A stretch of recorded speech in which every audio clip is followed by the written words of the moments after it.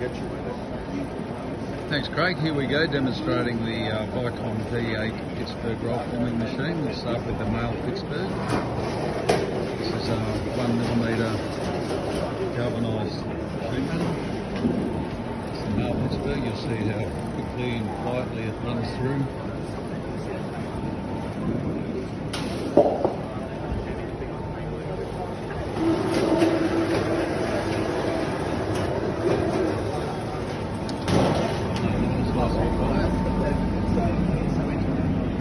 I'll run over to the TDX roll forming machine.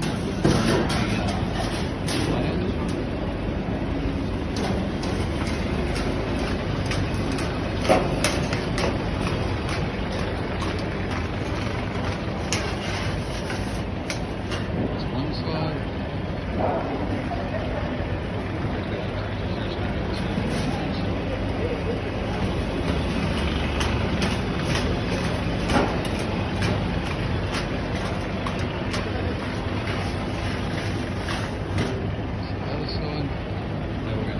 Fold it up on the brake.